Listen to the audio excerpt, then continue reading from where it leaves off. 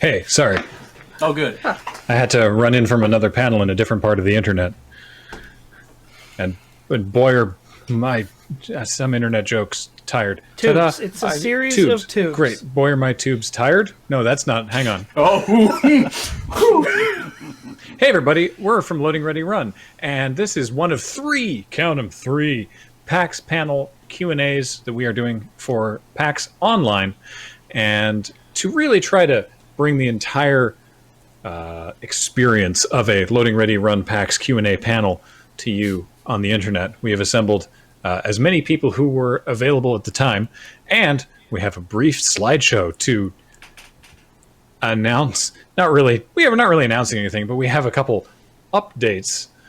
I'm sure I'll get better at this part for the ones we do for Europe and Australia. We'll be able to tell which one we did first, eh? You're doing great. Let's do the slideshow. Isn't that like the opposite of actually how it would be? Like by time zones? I don't know how they're going to...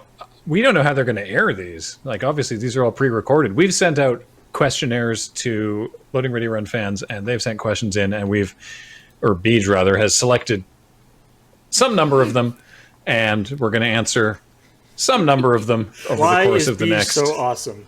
Lay that shit at my feet. Great. This is what I've always wanted, though, is that whenever we have a PAX panel, I want to vet everybody who comes up to the microphone before they ask their goddamn questions. Okay, now before I give you the microphone, you have to tell me the question first. And I'll tell you if it's any good. Yeah. Okay, you may have the I microphone. mean, we could of power. always You sit steal down. from You the sit down. McElroys and just say, like, no bummers. No bummers. That's No pretty good. bummers. No No bummers. summers. No bummers. So I've got a comment, really, and then a follow-up comment, Oh my god. and then a suggestion. Oh no. Dissertation. I didn't comment realize and we were then just a going to make fun of suggestion. ourselves at this panel. I don't know why. So let's take a quick look at the slides we have. So this is the Loading Ready Run PAX Online Q&A. Specifically, this is the North America Time Zones edition, serving Canada, Upper and Lower America and its various states, Mexico, Guatemala to Chile, inclusive, parts of Brazil, and Pitcairn Island. Yeah. I Yeah. hope someone's watching from there. It's statistically improbable. There's like 43 people that live on Pitcairn Island. They probably don't Are have like great Saint Pierre internet. and Miquelon North American? They're in Canada. Well, they're French, but they're like Ensconced within. near. Well, Yeah, they're like near- they're just off the coast of the Maritimes, Like, we didn't mention Cuba in this, but they are also there. Unless... and the Caribbean. That's true. Look, there's a lot of Yeah. other places. There's a lot of places that are within. We also the half-hour time zones. You know, PEI you can come to. Yeah, They're not on a half hour. What? No, Newfoundland's on the Newfoundland is on the half hour. Yeah. Greenland, I think, counts as well. I mean, there's don't probably more actually- people living on Greenland than live on Pitcairn Island. I don't know. I've never been. I don't want to go. Their mayors keep getting arrested for sex crimes. So, before we get to the bulk of the Q&A questions, there was one question that we've been getting a lot over the past several months of March that I wanted to just head off at the pass, which is, hey, why aren't you making X content right now? Content like... Because we never made any content called X. Obviously, is the answer. I loved your X show. Why you no more make X? Things like Friday Nights, or The Panelists, or Sidewalk Slam. And I don't wish to sound like I am talking down to anyone, but there is a global pandemic. And that's why we're not making... If there's something that we usually make or said we would make or mentioned offhand that we wanted to make or something that even that you'd like us to make and we're not doing, that's why. You said it way less shitty than I would have. Seeing that in all caps sans serif is terrifying. Yeah, it's It should be. It's a statement. Would pandemic be more relatable if it had serifs on the text? If we I don't want pandemic to be relatable. Is it in? Put it in brush script so I can built put it on this- like a T-shirt at the mall. I built this in like Google Drive slideshow, and like lobster is one of the default fonts there. You know, you could do it like why that's a travesty. make it look like like a microbrewery or something. Yeah, you could put it in papyrus. That would make it look, I don't know. So Ominous. we had intended to do more episodes of Friday nights. We were going to do a whole little mini season of it this year.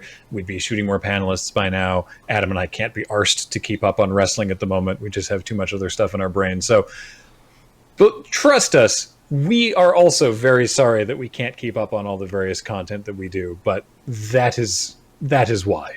On the subject of panelists, though, either before or after this, Yes. they're Elsewhere during PAX Online will be an entire of the panelists panel. So check the schedule, and if it's already happened, you can find it on the Loading Ready Run YouTube channel. And if it hasn't happened yet, watch it.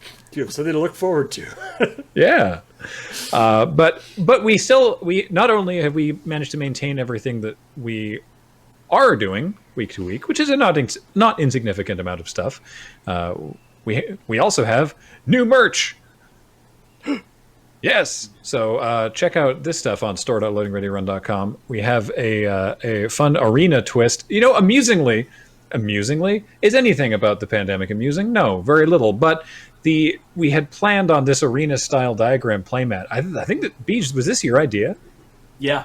Yeah. It occurred to me. I'm like, boy, we haven't actually leveraged. Wait, was it No, your idea? it was my idea. You idea stealer. It came from this house that I live in. Wow, that We share a lot of things, and I guess we share ideas now too. I'm sorry. Well, thank you, Heather. This was yeah, Heather's so it's idea. a diagram playmat, but for Magic Arena, and that ended up becoming way more relevant in the past couple months. But we finally hooked up with Wormwood Gaming to do Loading Ready Run Dice Vaults and Dice Friends rolling trays. And the little thing across the top there, it says, "From the bones of trees and the skins of beasts." And it's available in, two different woods, the tray. It was available in 3, but one of them is sold out. But if you want the one in Purple Heart, you can put your name down, and then we'll have an idea of how many people want that. If we can't even reorder them, you have to kind of hit a threshold sometimes, but we'll see. Yeah. And the dice vaults are Wenge wood with the Loading Ready Run logo inlaid in turquoise. They're very nice. And the semi-precious stone turquoise, not just the color turquoise. yeah.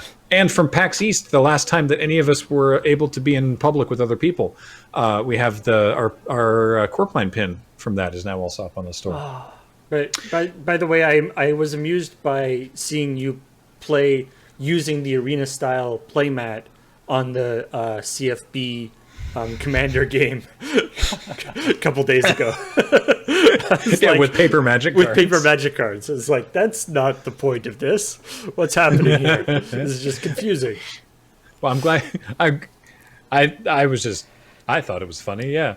What else do we normally talk about at these slideshows? Ah, yes. The specter of Desert Bus. Whoops, there it is. Desert Bus floats ever towards us. Look, we don't know what it's going to look like. Something there'll be some form of Desert Bus. We know it's going to start at Friday, November 13th at 10 a.m. Pacific. And James will be there. Twitch.tv/Desert Bus. We know that it will end at some point, presumably. And everything between those. You know what? Let's not even say that. Let's not even say that. We know there's a commitment start point. to an end. And beyond that, we're still working it out. So tune in. It's going to be excellent. Yeah, exactly. And speaking of, so PAX Online goes between September 12th and September 20th. And I hope that you're enjoying it so far. Also during that period of time is the Zendikar Rising pre-release. I don't know where that's falling, but it's Monday, September 14th at 11 a.m. Pacific. And so if that is a day or two from now, do check it out on twitch.tv/loadingreadyrun. And if that's another day, then you can find it on our YouTube channel at youtube.com/LRRMTG. That's the Magic specific YouTube channel. Really hope it's not conflicting with this panel that we're currently doing. We've asked them not to, but I suppose it may not be strictly avoidable. So I guess we'll find out. Well, they can watch one of these things later. Yeah. Yeah. It's all on the internet. Nothing on the internet truly goes away. So, all right, that's everything that I had prepared, and now for the part of the show where we go to the questions that you have prepared and sent us. So we're gonna go through a selection of questions and answer what we can. Paul, how about you start us off? Let's get this first question from Not Cain Nor Able. It's for Grammar Paul. What was the first time you thought, "Oh my, I run a business"? Oh, I mean, the first time. like taxes obviously are a serious big thing. When the government gets involved, yeah. But no, like seriously, like or I think so when we did Unskippable was sort of when it was essentially Bionic Trousers Media was created so that the Escapist had an entity with which to sign a contract for Unskippable. Yes. Because otherwise it would have been like Graham or I personally that signed that was in the contract instead of, it was still a partner, like it was a partnership at that point, but it was still a separate business. I wonder if this sensation, like I'm just guessing here, if it's maybe rather than like a specific singular point, whether it's like an escalation of like milestones. That's exactly what I was going to say, actually, because what Paul was talking about back when it was sort of when we started doing Unskippable, that was much less of like whoa, I run a business, rather than like, oh, this is my job, and then it was like, oh, and this is enough to, it's not just a job, it's enough to actually like pay me to, like to eat an amount of food.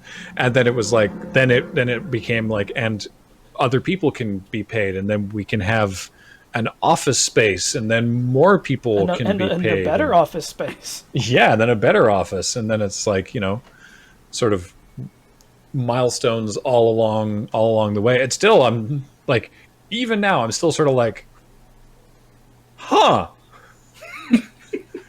Cool. We had to hire a man to take the bees out of our corporate bathroom. Corporate bathroom? Tell me I'm wrong. Tell me I'm wrong. It's executive washroom. Actually, not quite yet. And once I get the washlet, it's an executive washroom. Are you for real putting a washlet in there? Yeah, he's been trying. He'd like to. In the realm of, if anything at the office is the corporate whatever, then yes, I suppose the bathroom that everyone uses is technically the company bathroom. Then yeah, I suppose that is the case. Yeah. And I mean, like in the classical definition of corporate, having a body. So many Please bodies. laugh. Oh my god, I was this Corporeal? years old before I realized what that means. I mean, So companies are people, but they are not ghosts. Okay. I would say, like, in terms of, really business, in some ways, actually, bringing on, new people, when it was more than just Graham and I being paid to do, able to work full time. But to be honest, actually, when we were able to bring on Beige and then Heather, who have done all sorts of wonderful work to help us, but they're the first ones that came on full time, not in a explicitly creative capacity, but to help us with the business in Bija's case with a lot of the office management stuff, and in Heather's case with a lot of all the administration of uploading and curating videos and getting all the stuff that we do actually in front of people so they can see it. And so that part, we're creating so much content that we need to hire a person to upload that content. And that we have so much business, we need to hire somebody to run the business. Yeah. Because, for a long time, we knew that we needed somebody in Bija's role for a while. Mm-hmm. But the problem was always that anybody in that role would theoretically know enough about business to when we were at the size that we were, would be like, no, I don't think I'm going to work for you. So to get to the point where we could actually support that as a person to have as part of our business, that's a big deal. So nice. Good answer. All right. BG, you want to pick up the next one? I will take the next question. Sure. Yeah, we'll just carry on in a thing there. Sorry, I had to duck the mic slightly. Heather will get me back on there because I coughed. All right, what's the next question then? From Booster 6, what is one positive effect that you think COVID-19 will have on your business long term?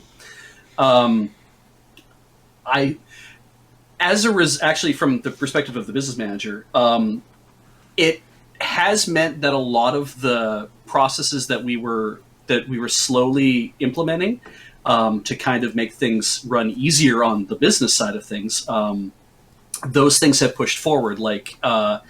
Definitely made supplemental healthcare. We have universal healthcare in Canada, but supplemental healthcare is something that you can get, right? You can get additional healthcare on top of that. And so finding a plan to do that was something that was given a higher priority for me to do. So those kind of things were things where I was like, that's a positive effect, that because of COVID, it meant that I could stay home and then concentrate on pushing that stuff forward.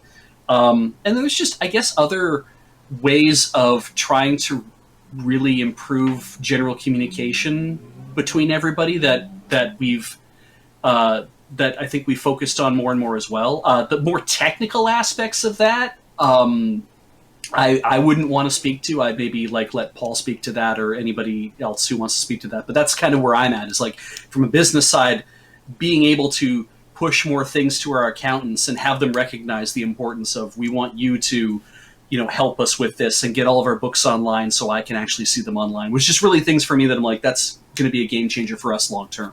Is it possible that the increase in telecommuting that the pandemic has brought on will lead to more people spending more time at home and being more able to fuck around more often, which would lead to more view numbers for us? Because they can just have it loaded up in another screen and be like, I'm at home and nobody can tell me not to watch LoadingReadyRun. Yeah, exactly. It's just like... I mean, for a while that was just kind of thought of happening across the board, but I think our numbers have just settled back to normal at this point. Yeah, there was a big... People... Yeah, we had a big spike in viewership numbers on our live streams, right in the middle of March, when sort of the bulk of people got sent home, which is just sort of interesting. And then that did slowly sort of taper back as people have actually realized, I'm going to be here for a while. I need to not just fart around at home and actually do my job, I guess is why. But speaking of streams, I predict that the Jackbox streams will not entirely go away when we can actually be back in the office. Because right now that's one of the we're doing crossing the streams instead of AFK because we can't have 5 people all sitting around a table playing board games, and the Jackbox streams have been a ton of fun, and B, fun for us, and B, a lot of fun for the viewers. So I can see those coming back at some point. I would say it's less that we're going to keep the Jackbox streams around, which we probably will, and more that we've now actually found the best way to do streams with 8 people, not in a tiny office. And that if we do those again, we'll probably do those from home. Yeah, everyone's had to really amp up their home stream setups. And we've learned a lot about how to actually host and manage. Primarily, Paul has learned a lot about how to host and manage multicam, remote viewings like we are currently recording right now. Yeah, we've tried every technical whatever, like Meet and Zoom and all the different things. And it turns out the easiest way is just to send the video directly to Paul. Yeah. Put your video into the Paul. I mean, just quickly, I will say that, obviously this has been a huge learning experience in terms of handling remote communications and calls and stuff. And there is all sorts of interesting applications for that, even when we are no longer in pandemic lockdown type situation.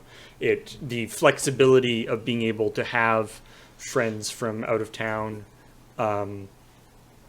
join in with Jackbox games or other CTS games or Magic streams or anything. The flexibility of being able to do that without having to have them fly in or take the ferry over from Vancouver or wherever opens up a big area that could be very interesting even when we are back into the office. So that's something that is cool. Yeah. All right, then I will pass things along to Heather. Okay, question.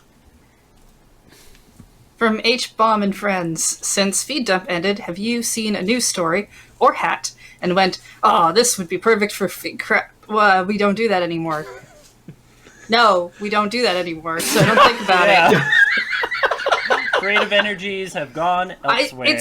We stopped doing Feed Dump 2 years ago, longer, maybe. It was a thing we didn't really want to do anymore, so we replaced it with something we did. So I don't think about it. There's definitely the feeling if anybody has watched me buy a printer, they'll probably get what I'm about to say. Hands up, anybody? Heather? So it's not I have pretty. to delete some footage. So when I bought a printer, I spent about 6 months researching what printer I wanted to buy, and then I found one that actually matched what I wanted to get.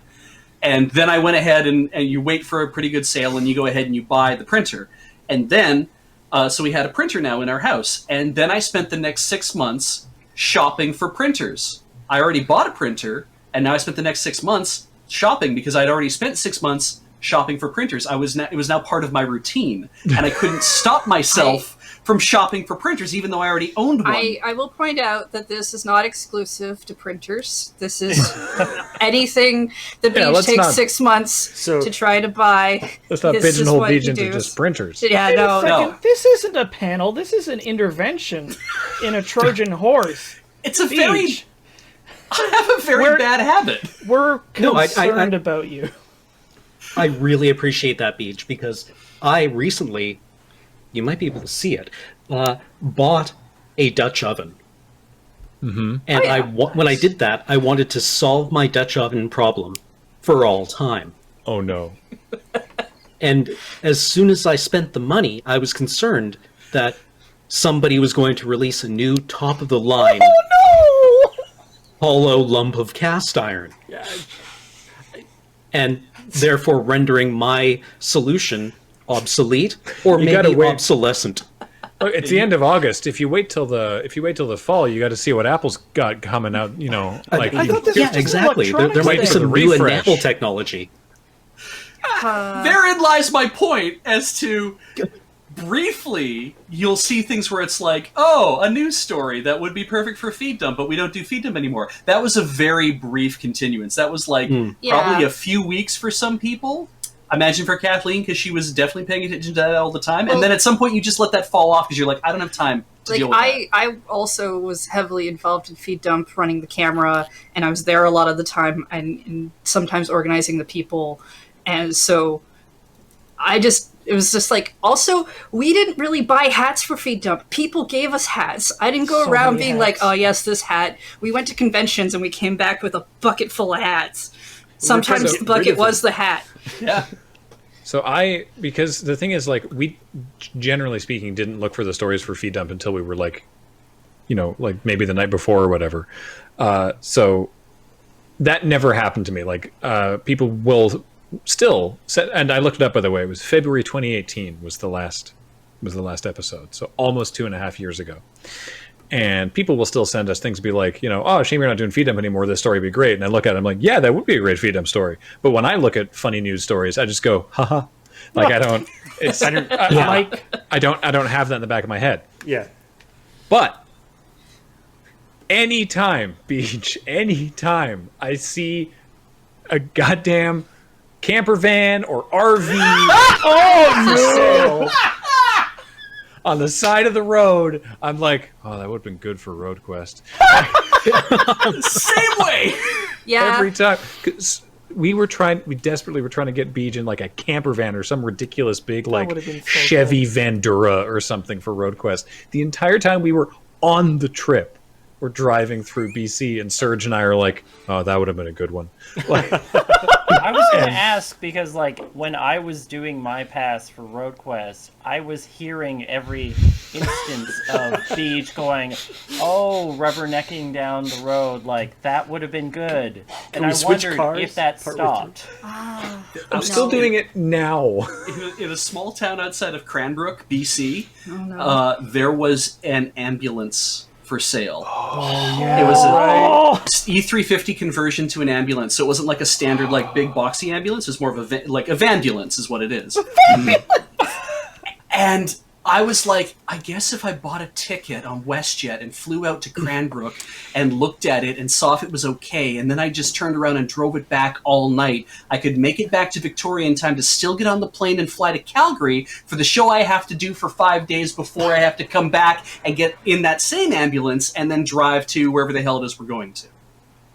What brought Those you back seems to overall. Earth?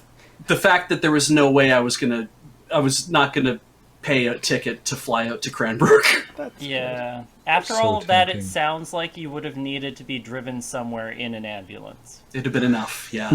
Yeah. I just All had right. one more thing to Yeah. mention about feed dump, and that I think we put it down at the right time because any interesting news story now, I feel gets like the possibility space of comedy gets explored within about 60 seconds of it appearing on Twitter. Yep. Yeah. Right, and you can like scroll through the replies of any news story and find that somebody has solved the humor. Yeah, our jokes will never be as good as the 6th or 7th dunk down the list. Mm-hmm.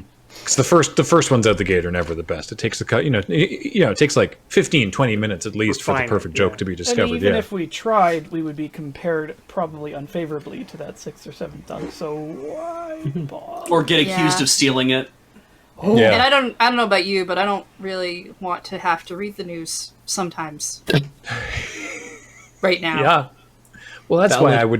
I would never subscribe back when, when like Google Reader was a thing.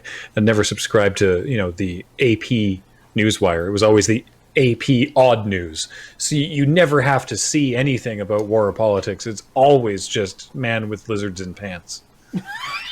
There's politics to that. It's a hell of a category. It's always the surprisingly large number of reptiles that you can fit in your pants.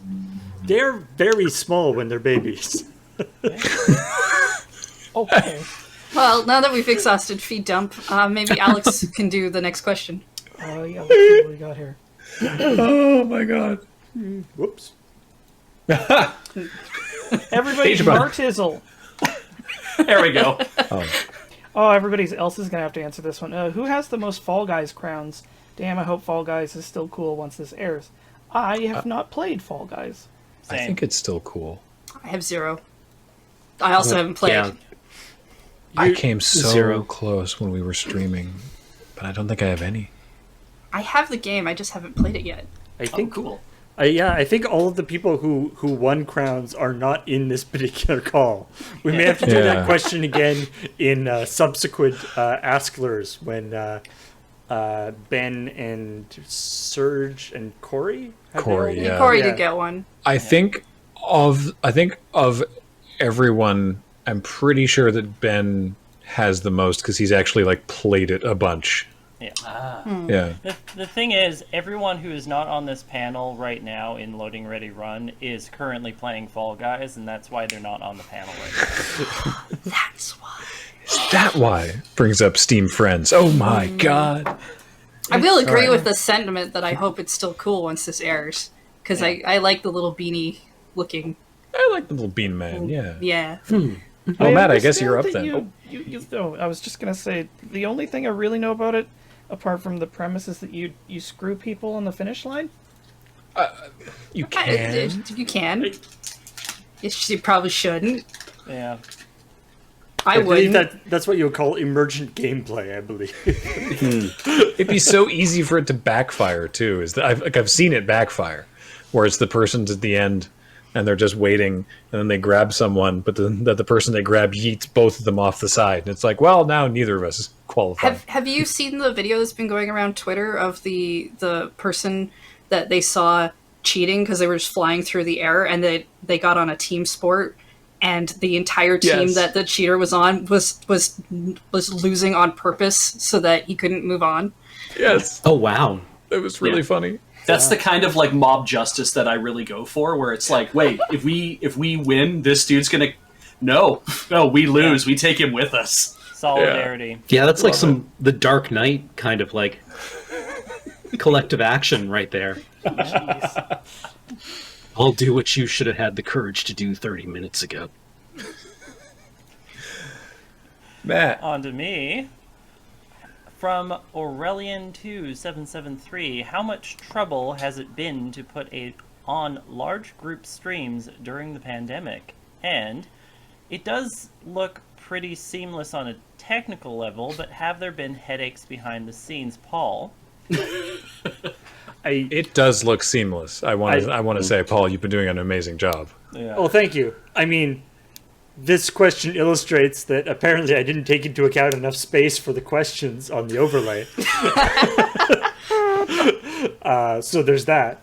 But yeah, I mean, it's definitely the problem with a lot of this. A lot of the technology involved behind this stuff is that, it's based on there's a lot of steps between me or between the viewer and me and the me as the producer or whatever, and also the person actually like sending their signal from their house.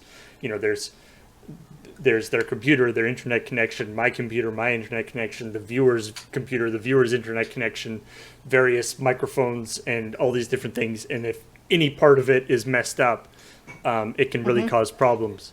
And Yeah. and it's also that I can design and set up a system to do remote, to set somebody up for a remote thing. I know how to do that fairly well. But what's really hard is doing that without being able to physically go and set it up for the person, right? So it's like every person has to kind of become their own, production setup. They have to do their own. They have to become their own DP and their own lighting tech and their own whatever. And so that can be frustrating sometimes. But also just sort of the vagaries of internet stuff, that just sometimes somebody's internet connection will be bad, and it's been fine every other time, and now it's bad. And Or Cloudflare will go down. yeah. And it's like, for a lot of these problems, the issue is so far kind of above where we are. It's like, you could try restarting and see if it gets better.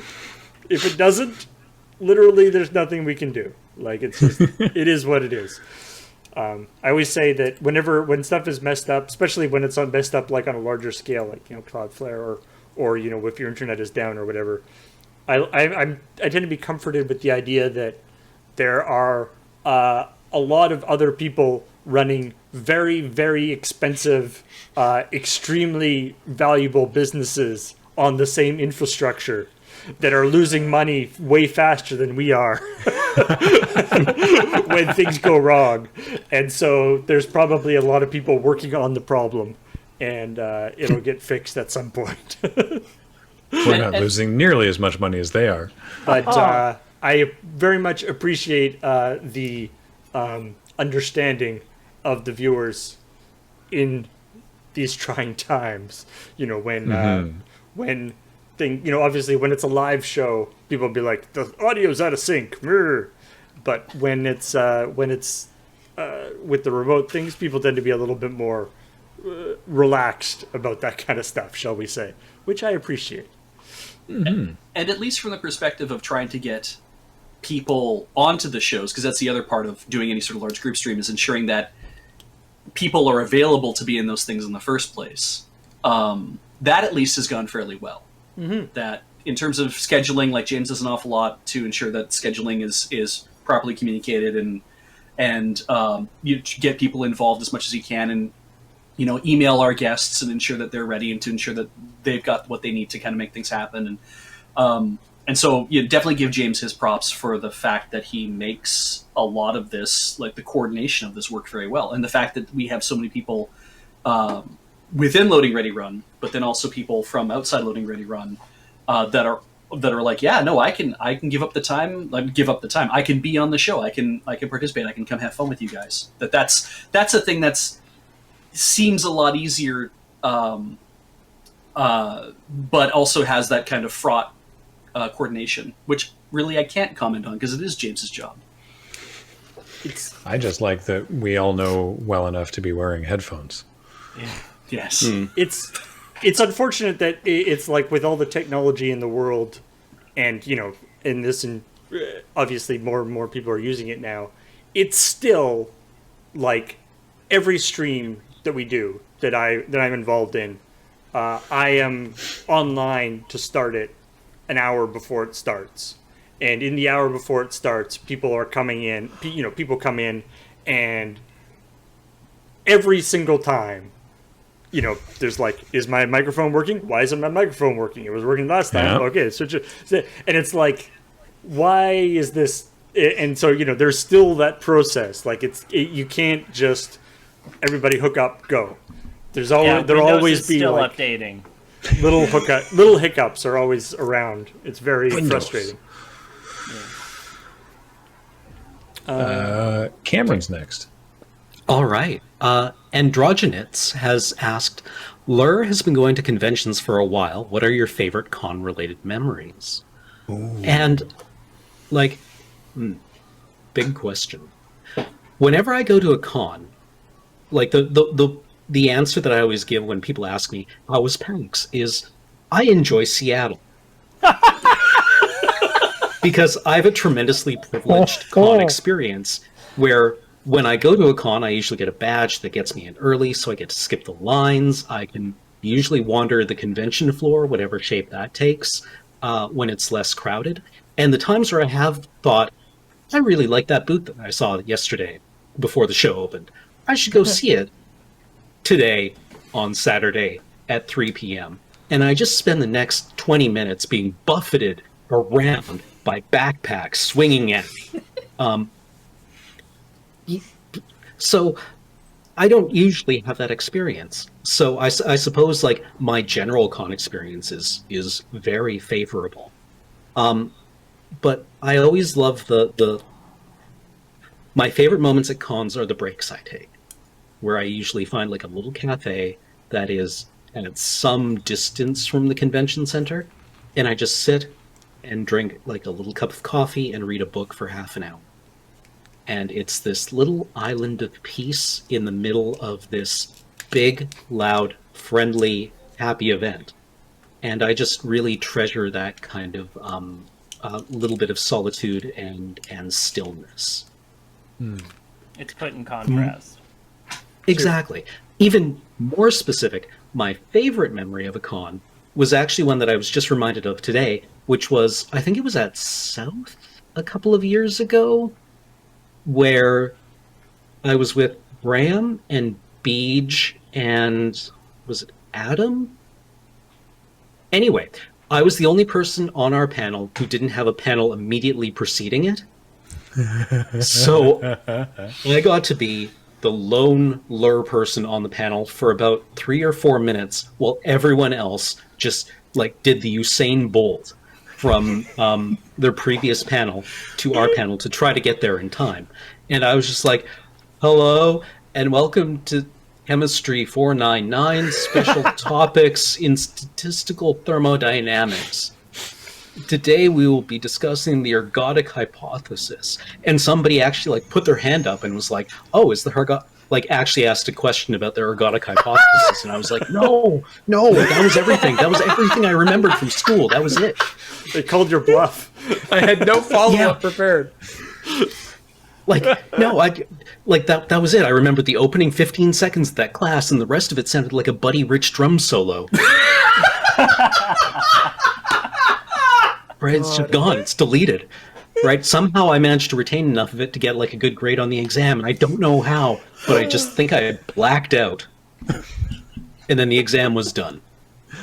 Oh, that's amazing. I kind of want to steal this one from Beej because I just got reminded of it in a photo that came up at East. Threege. Yeah, Yeah. that was going to be mine. It's interesting because it sort of dovetails into what I was originally going to say about con experiences, which is that, like, as Cameron says, a lot of the best parts about it aren't like the actual event itself as much as like things that occur within it, like the fan interactions and the panels and getting to meet friends that you don't get to see all that often. I think those are the parts that I think I treasure the most about them, and Threege was one of those examples. For those of you who have no idea what we're talking about, two fans cosplayed as Beej's convention outfit, and so we had three Beeges. Not Beej, but Beej at convention. Beej, yes, Yeah. it was really something. They're in Yeah, uniform. Beach's high vis. The more terrifying part of that is that Jen, who works Bandland, she's an enforcer, works Bandland. She came down and she was like, "Didn't I just see you upstairs?" And I'm like, "I've been here the whole time." And she's like, "No, you were upstairs." And I'm like, "No, I was not." She's like, "You are recognizable. I would have known if you were upstairs." And I'm like, "No, I wasn't. What's going on?" And she's like, "You have to come with me." So she took Graham and I both to where she last saw me. Right. And I'm like, "Jen, I know you're not making this up, but I cannot for the life of me understand why this is happening." It's like, And we went back down to the I felt table. so bad for Jen because she was like, "You were right here." Like, I know, like, it's like normally you do like, "Yeah, sure, Jen, yeah, and like gaslight kind of thing. It's like, no. I believe you. Why make that up? That would be ridiculous. Yeah. But then to see them show up 10 minutes, 15 minutes later at the booth and be like, "That's what I was waiting for. Great, Holy somebody actually moly. wanted to show themselves off." This is You literally. I guess you spend the rest. I was gonna. This is literally like the end plot game, like end game of like a bunch of heist movies, like a bunch of Yeah. people all dressed in identical outfits. It's a Tom are, Crown affair, yeah. Yeah, moving around. Yeah. I was going to say, like, I would spend the rest of the day wondering when I walk into the time machine. Right? Like, is it when I... What happens between now and then? Right? Like, did you get a look at my watch? What did it say? Right. Right? It was running about 4 hours fast. I remember that. Was it the same outfit, but was it all weird, like silvery kind of and shiny? Oh Did I have a shock of gray hair? Or his eyes filled with murderous intent. Or were they lasers? Anyway. I love the Anybody idea. else? I love the idea that your future convention outfit is your regular convention outfit but shiny. Yeah. Like made And out then I of. went, like satin. Either that or like- it's covered in belts and pouches, Oh yeah. and you've got a gun with just two like handles sticking out the bottom and 12 Rob barrels. Liefeld.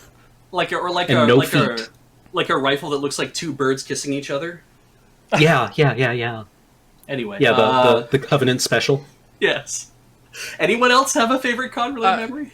Yeah, I mean, it's definitely just all about meeting people. I mean, we had, in Australia, we've had, people like serenade us, which was very entertaining. Just all the people that come by the table in Bandland and say hi. That's what I really missed by this being PAX Online. I really, really missed that. And the one that comes to mind particularly for me is the woman who came by in cosplay as Agatha Fisty, which That was blew good. my mind. The It was cosplay of amazing. things that aren't actually costumes, I love. Yeah. Well, she was dressed up like Agatha Christie, like the clothes that I put Agatha in the game, and it's just sort of like, you know, because it's like, hey, that's cosplay of a thing that I helped make. That's so cool. That was really special. That's cosplay of my baby. Yeah, my ancient baby. Wow. Please don't do his real baby. No, that would be very upsetting. No, that's weird and maybe crosses a line. Yeah. Is it to me now, or unless there's It other is. convention memories? No? Okay, all right. Well, I'll do it then. Let's go. Do any of you ever find it difficult to come to terms with jokes that don't age well? Asks Lasco. No, actually, I find it very easy to come to terms with it. It sucks, but it's like, oh, boy, I was stupid then. So are you All right. meaning like jokes that like we made or that other creators made, or like both? Because I mean, it's a similar question. Right. I'm inferring that this is a joke, coming to terms with a joke that we have made that has now not aged well. That's my assumption, is that it's like, you know, something that we may have said before, because we've been doing this for 16 17. years. Siri, no, I don't need your help right now. Yeah, And- for Yeah, my part, deep shame and embarrassment is kind of how I come to terms with it. yeah, exactly. It's just like I'm It's like, you know, fuck. like I said at the Loading Ready Run 15th anniversary stream, where we showed a bunch of old sketches, and there were one or two jokes in there that it's like that they weren't like, holy crap, but they were like, yeah, probably wouldn't have done it like that now. That was tasteless. Yeah, and it's just sort of like, hey, we don't stand behind every joke we've ever made. That's what we said at the time, and it's like, sorry, but yeah, it's like coming to terms with it. No, it's easy. It's just it's 2 tablets of shame. Wash it down with some embarrassment, and think about it every night as you're Grow falling a asleep. person. Yeah, vomit up an apology. Yeah, well, it's like I found it strangely illustrative to actually look to ICP for some words of comfort on this. Because Violent J said in an interview, right? He was confronted with like, you know, you guys have said some really homophobic things in your songs before, and he said that he said to his daughter, "Don't make excuses for me, right? Say your dad was a fool back then, right? Like we were trying to be something, and it was bad. It was bad, right? There's no excuses for it." Go ahead. My feeling is like after the age of 25 to 30, and unless you have some sort of anxious demon in the back of your head, you kind of develop the perspective and distance from your past to really just be able to shrug it off as just stuff happens. I was a teenager once. Sucks back then. Sucked living through it. Sucks now, but gotta live with it. It's funny because like there's things, like, jokes that we've made in old videos that is true for, but there's also like just completely meaningless personal interaction moments that nobody but me remembers. Those I can't forget for some reason. No, that's the anxiety demon in the back of your head right there. That's our safety net. He's got a lazy boy and like it's real comfy. Real And a comfy. very That's- Like, fast knock, remote. knock, knock. Hey, time to remember that thing that happened 10 years ago. That's there's literally a Bare Naked Ladies lyric where Stephen Page sings, "Nature provides for us a safety net. Whatever we do, we can never forget." And I'm just like, oh Jesus, Steve! Oh, to hear that in my teen years, to be like, oh God, why wasn't I listening more? Oh, why is my fishing net full of barbs? Yeah. Another thing about this question, though, is that in terms of jokes that don't age well, it could also just be like, because I said you could also read that as, how do we feel about jokes that are timely for a certain period, Oh, yeah, okay. But then also, and I know they mean the first thing that we talked about, but also the idea of just how do you come to terms with you guys have made jokes that don't play as well later, because if you don't understand the zeitgeist of the time, then you won't. Or and having done it for 16 years, or that doesn't mean that we've like, moved on, right? Like you see in really old movies where the cell phone is like a giant brick, and now we have whatever, and it's like, how has that movie actually aged forward properly? I think with that technology becomes a time capsule at that point. That like dating it is, maybe the humor is diminished, but it becomes a sort of a signifier for the era. Like if we make a joke about fidget spinners or like bottle flips or something, that'll be like, I remember that. Or like dabbing. Wait, bottle flips aren't cool anymore? We stopped dabbing. Sorry, I think we've generally I just got speaking, good at them. I think we've generally speaking tried not to do like Highly topical stuff. topical pop culture jokes.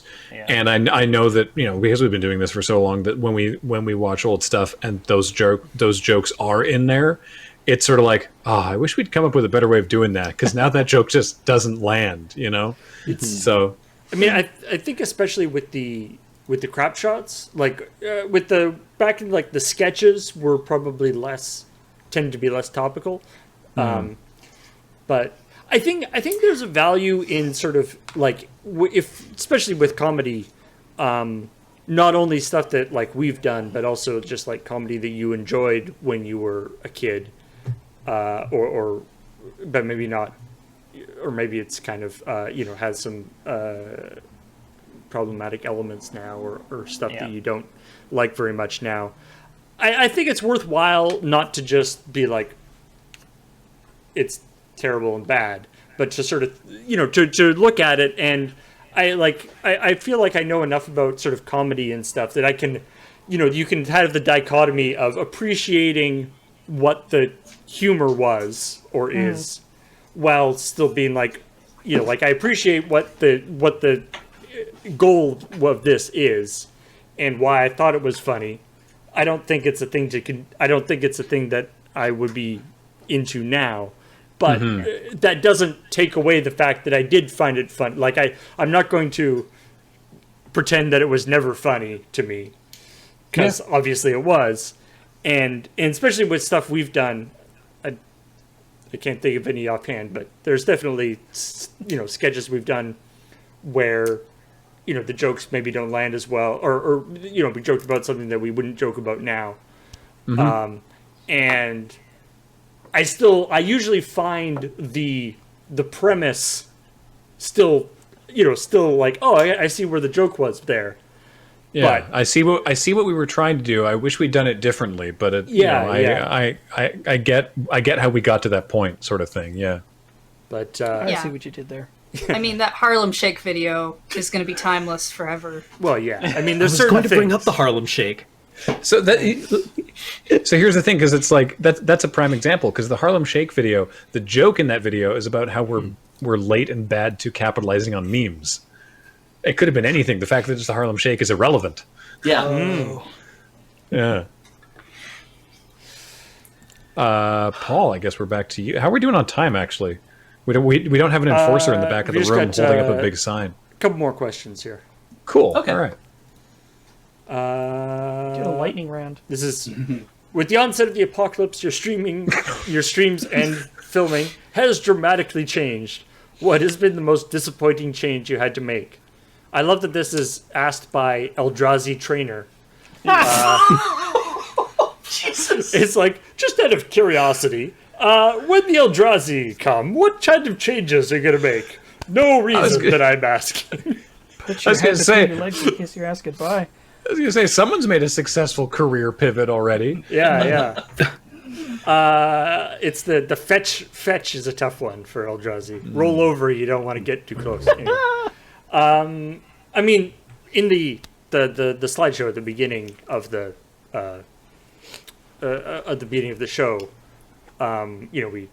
Graham talked about stuff that we had planned for 2020 that we are not able to do. So, I mean, obviously that's a big change. And for me personally, from a like streaming standpoint, I keep seeing like neat board games, like from a production standpoint and like a tech standpoint.